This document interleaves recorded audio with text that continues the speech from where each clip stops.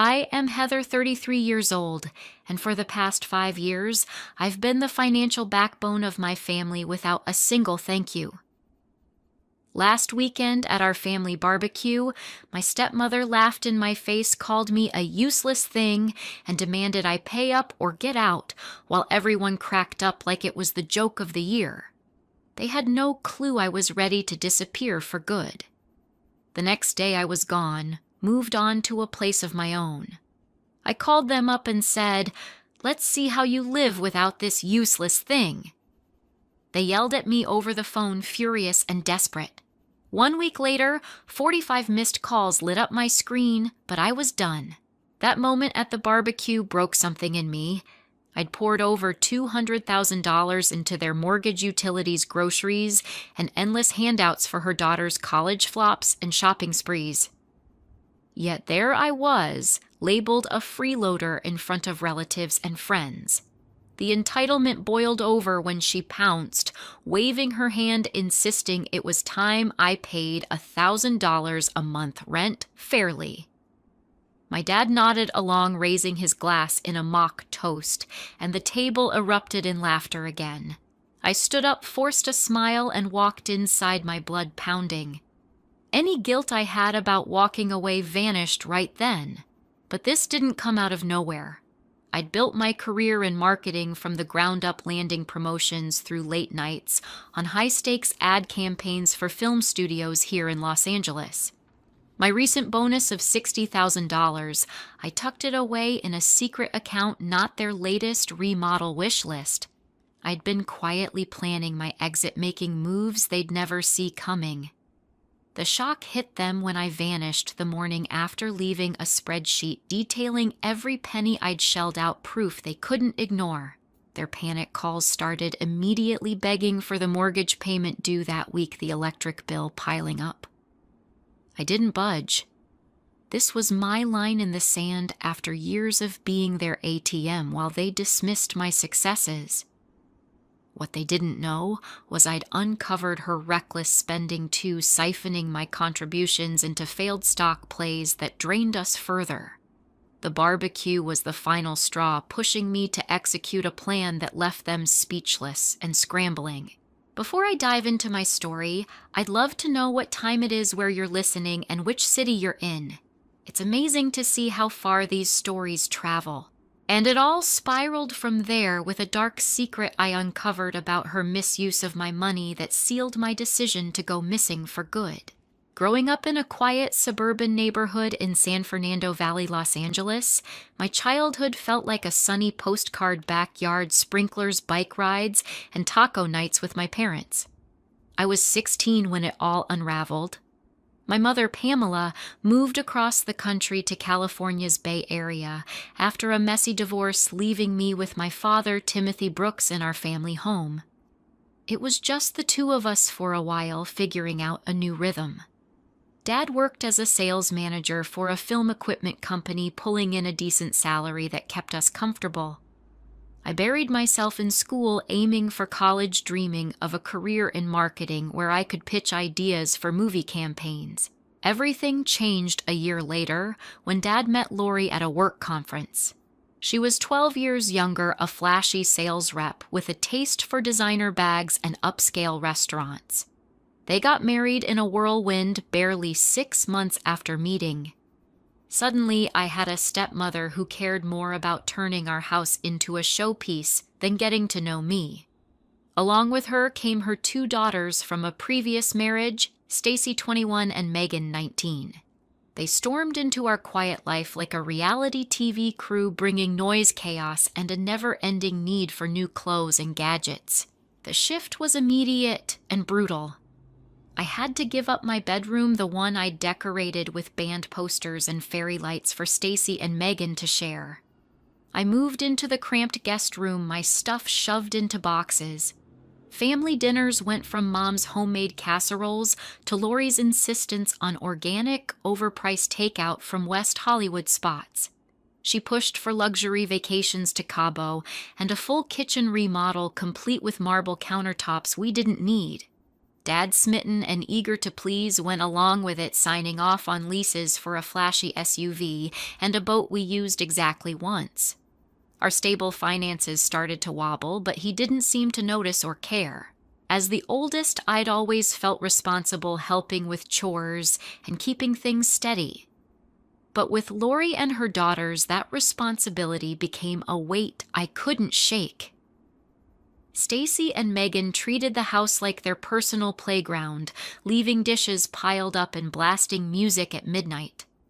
Lori would praise Stacy's half-hearted yoga instructor gig like it was an Oscar win, while my straight-A report cards got a distracted nod.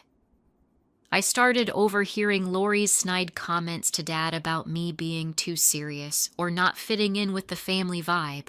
It stung, but I brushed it off, focusing on my college applications. I earned a scholarship to UCLA majoring in marketing.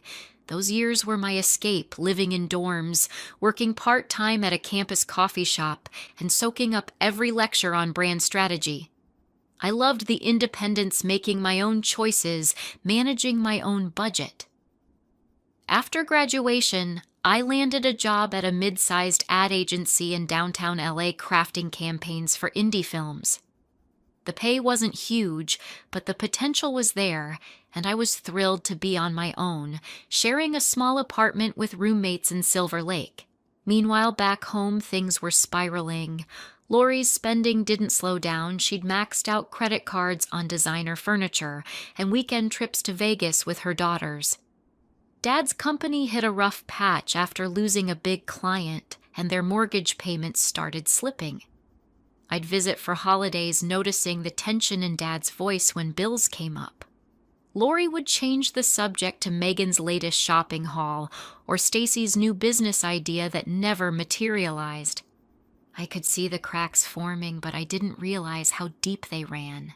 One evening, as I was settling into my apartment life, Dad called. His voice was low, almost broken. He admitted they were drowning behind on the mortgage utilities about to be cut off. Lori's credit card debt had ballooned to $30,000, and they were staring down foreclosure. He asked if I could help out just for a few months until he got back on his feet. I hesitated, but he was my dad, the guy who'd taught me to ride a bike and cheered at my high school debates. I couldn't say no. That call marked the start of a shift I never saw coming, one that would trap me in a cycle I'd fight to break free from years later.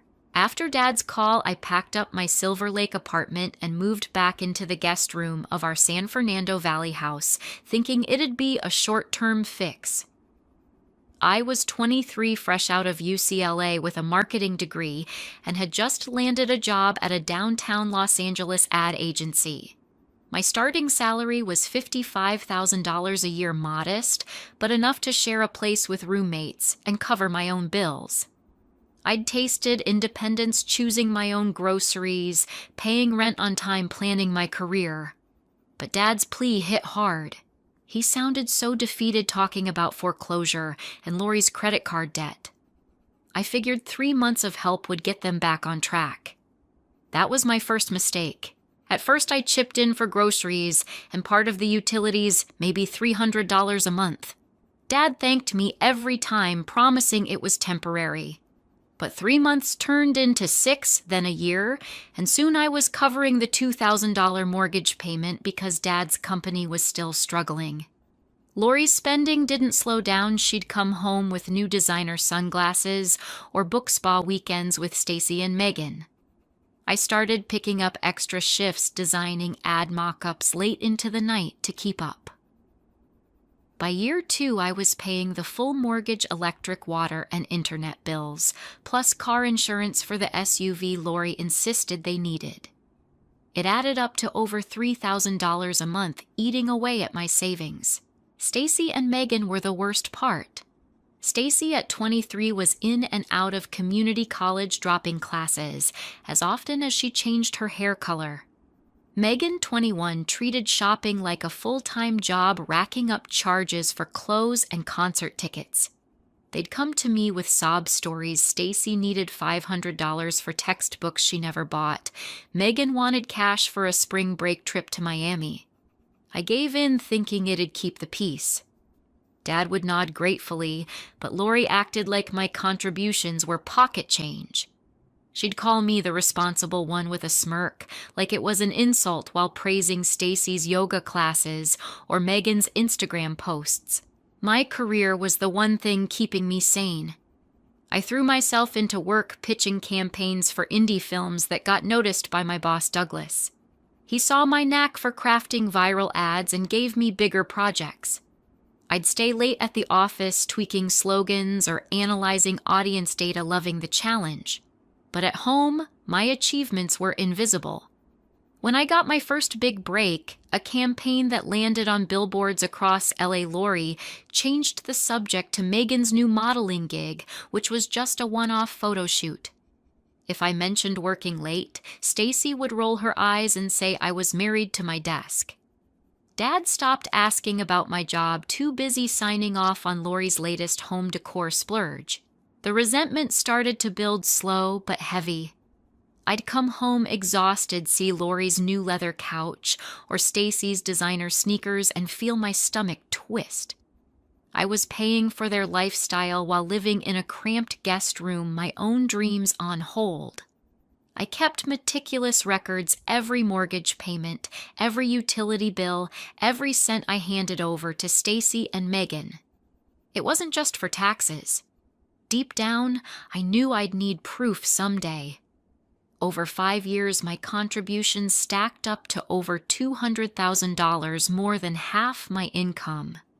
Yet Lori treated me like a tenant snapping if I left dishes in the sink while her daughters lounged without lifting a finger. I still held on to a shred of hope that Dad would see what I was doing, maybe thank me properly or step up. But our conversations dwindled to bills and repairs. No more talks about my goals or his plans to rebuild his business. Lori's comments got sharper, hinting I was ungrateful for free rent despite me paying the mortgage. Stacy and Megan started asking for more, like I was a bank with no limit. The cycle was suffocating, and I felt like a fool for thinking it'd ever change. Then, 3 months before that barbecue, Douglas called me into his office. He'd noticed my work on a campaign for a Sundance film that went viral, pulling in millions of views. He offered me a lead role on a new project for a major studio, promising a shot at a senior position and a hefty bonus if we nailed it. The work was grueling, late nights, weekend calls, but it was my chance to shine. I told Dad I'd be busier, and Lori complained I was never around for family. That's when it hit me. They didn't see me as family, just a paycheck. That project became my lifeline, and the spark of a plan started forming a way to break free from the trap I'd fallen into. That Sundance campaign changed everything. 3 months before the barbecue, my boss Douglas handed me a lead role on a major studio project, a promotional push for a blockbuster set to premiere in Los Angeles. The hours were brutal, with late-night brainstorming sessions and endless revisions to nail the perfect trailer tagline. But I thrived on it, pouring my energy into every pitch deck and audience analysis. Douglas saw my drive and became more than a boss. He was a mentor, coaching me on navigating client meetings and pushing for bolder ideas.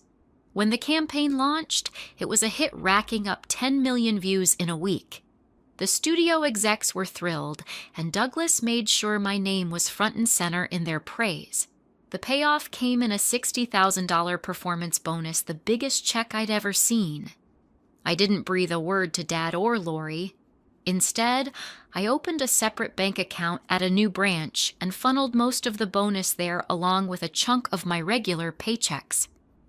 I'd learned my lesson. Every time I'd mentioned a raise in the past, Lori had a new family need, like a backyard pergola or Stacy's latest yoga retreat.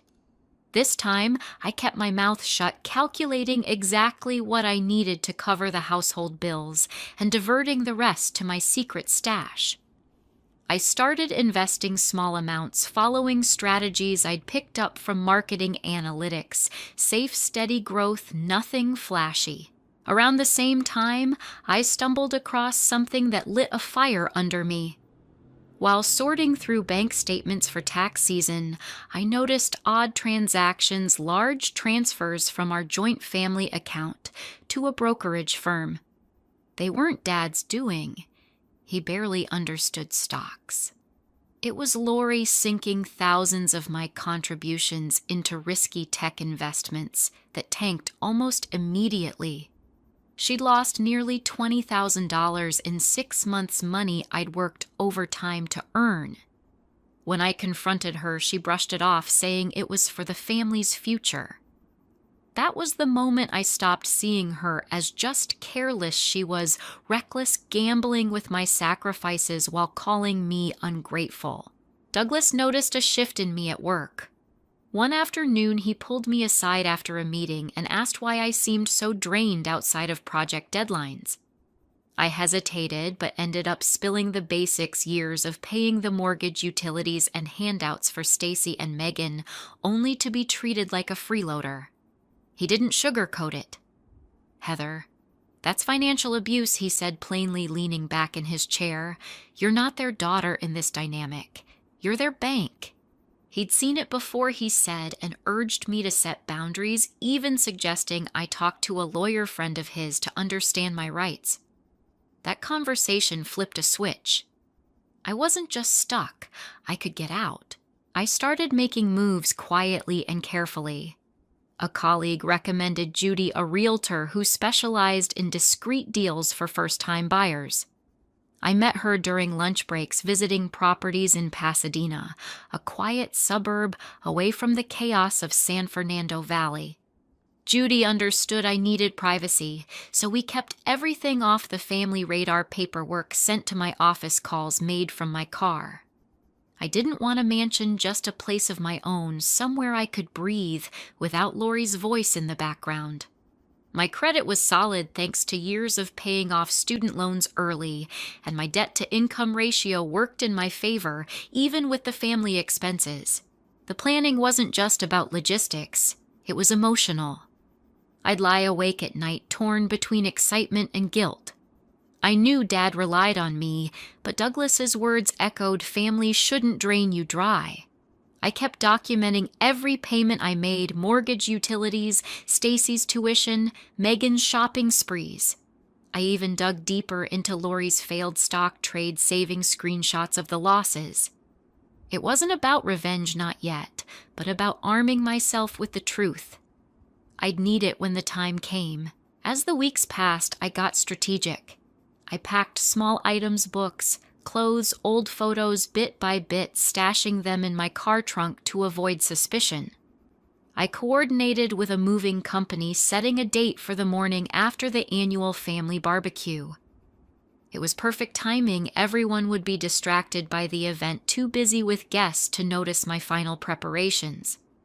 I told Douglas bits and pieces, and he offered to be a buffer if things got messy at work.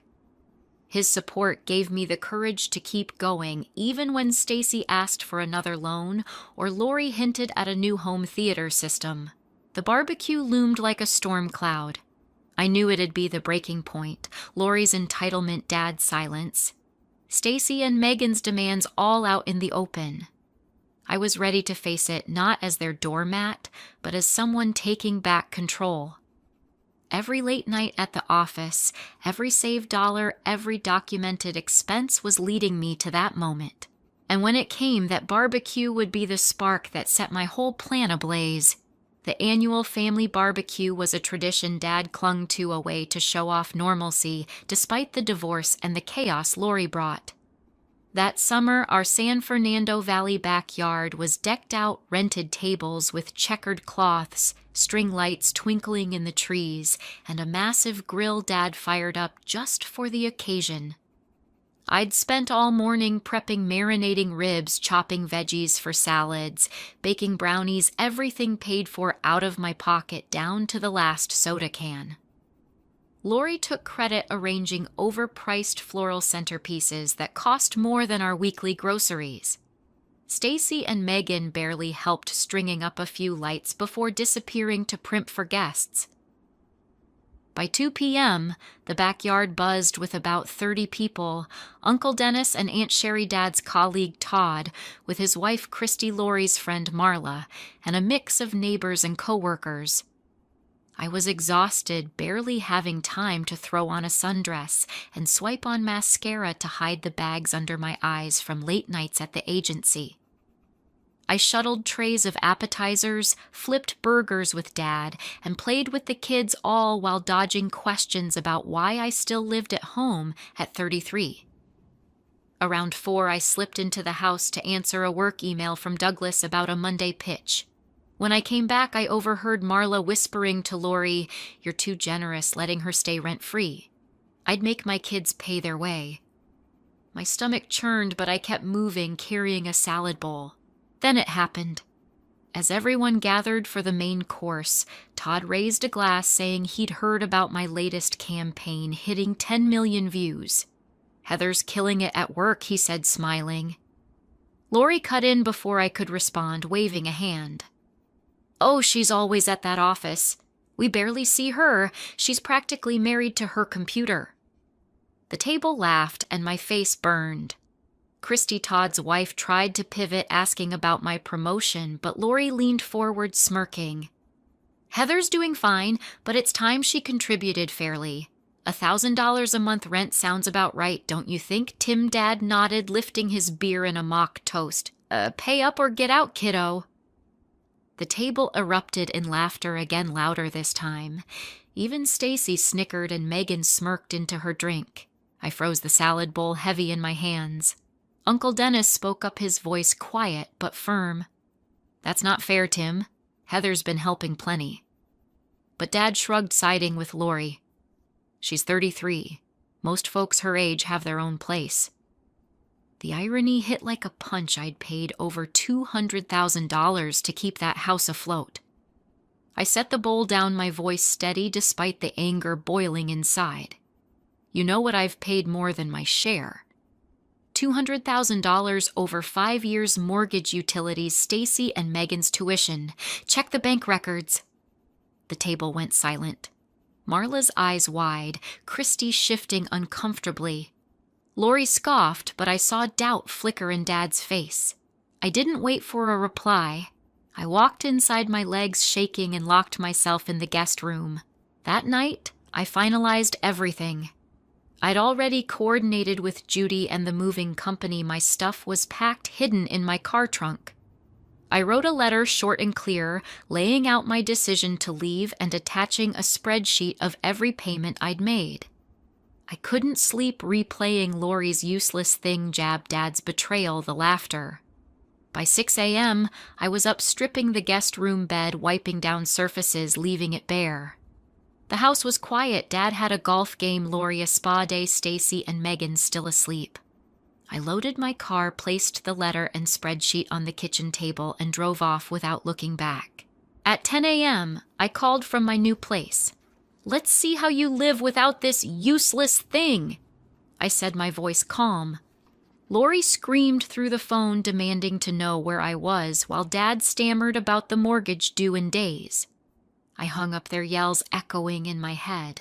By noon, they'd found the letter. The calls started: 5 from Dad, 3 from Lori, 2 from Stacy. I didn't answer. 3 days later, they showed up at my agency's downtown LA office. The receptionist buzzed me, sounding nervous. "Your family's here, Heather. They're upset." I braced myself and asked Douglas to join me. In the lobby, Dad was pacing, Lori fuming, Stacy and Megan trailing behind, looking awkward. "What the hell?" Heather, Dad started, voice loud enough to turn heads. "You can't just walk out like this." Lori jumped in. "The mortgage is due Friday and Megan's tuition is late." Douglas stepped forward, calm but firm. "This is Heather's workplace. Let's take this to a conference room." He led us to a quiet space, staying until I nodded that I was okay. Inside, I laid it out. "I've paid over $200,000, mortgage, utilities, groceries, your daughter's expenses for 5 years. I'm done." Dad shook his head, stunned. "That can't be right." "Check the spreadsheet," I said. "It's every transaction." Lori snapped. "You can't cut us off like this." I looked her in the eye. "You called me useless. I've been your bank and you mocked me in front of everyone. I'm not coming back." Stacy muttered something about losing her car, and Megan just stared at the floor. Dad tried one last plea. "We're family, Heather. Family doesn't treat each other like this," I said, standing. "I need to get back to work." Over the next week, my phone lit up with 45 missed calls, Dad begging, Lori raging, Stacy whining, Megan confused. I didn't answer a single one, and by day 7, I blocked their numbers for good. Something bigger was waiting, a new chapter I'd fought to claim, but their desperation was about to hit a wall they couldn't climb. The week after I walked out was chaos for them, but peace for me. My phone buzzed relentlessly, 45 missed calls by day 7. Dad left voicemails, his voice swinging from panic to guilt, begging me to come back because the mortgage was due and their savings were dry. Lori's calls were pure anger, demanding I cover the electric bill and yelling that I'd abandoned my family. Stacy left messages whining about her car payment as if I owed her a free ride forever. Megan's were quieter, confused, asking why I'd disappeared and how she'd pay for her summer classes. I listened to the first few, then blocked every number. Their desperation was real, but it wasn't my burden anymore. Back in San Fernando Valley, the fallout hit hard. Without my contributions, Dad couldn't cover the $2,000 mortgage. He scrambled, dipping into his retirement savings to avoid foreclosure, a move that stung his pride. Lori had to take a part-time job at a boutique in West Hollywood, her first real work in years, and she hated every second of it. Stacy dropped out of community college when her tuition money dried up, forced to pick up shifts at a coffee shop to afford her phone bill.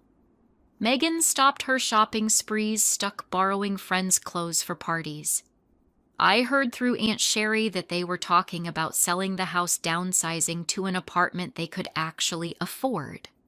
None of them reached out after I blocked them, and I didn't care to check. I was building something new in Pasadena, my own corner of the world. My place wasn't flashy, just a modest 2-bedroom with a small patio where I could sip coffee in the mornings, no one asking me for a dime. I spent my first week unpacking essentials, a bed, a sofa, a small dining table. I hung a few framed posters from my favorite film campaigns, making the space mine. At work, Douglas noticed the change in me. Without the weight of family bills, I brought fresh energy to our projects, pitching ideas that landed us another studio contract. A promotion to senior marketing analyst came a month later with a salary bump that let me breathe easy. I even started dating again, something I hadn't done in years, enjoying dinners without checking my bank account first. The silence from my family was deafening, and I leaned into it. I didn't miss the tension, the demands, or Lori's smirks. I'd spent 5 years thinking family meant sacrifice, that love meant emptying my pockets while they laughed in my face. I was wrong. Family shouldn't be a financial obligation disguised as love. It took me years to see the signs: Lori's entitlement, Dad's silence, Stacy and Megan's endless asks. They weren't careless mistakes. They were patterns of abuse draining me while dismissing my worth. Douglas had called it what it was, and he was right. I'd been their bank, not their daughter or sister. Looking back, I wish I'd set boundaries sooner. If you're pouring everything into people who don't value you, watch for the red flags, the lack of gratitude, the expectation that you'll always give more, the way they twist your help into their right. I learned the hard way that love doesn't mean carrying someone else's life at the cost of your own. Cutting them off wasn't just about protecting my money, it was about protecting me. I chose myself, and that choice gave me freedom I hadn't felt since college. It's not selfish to walk away from a cycle that breaks you. It's survival. If you're stuck in a situation like mine, don't wait for them to change. Set your limits, draw your line, and don't be afraid to walk away. You deserve a life where your worth isn't measured by what you pay for. I'm living proof that starting over is possible, and I'm never going back. Thank you for listening to my journey. If this story resonates, hit that like button, subscribe, and share your experiences in the comments. Tell me, have you ever had to cut ties to save yourself? I'd love to hear your story.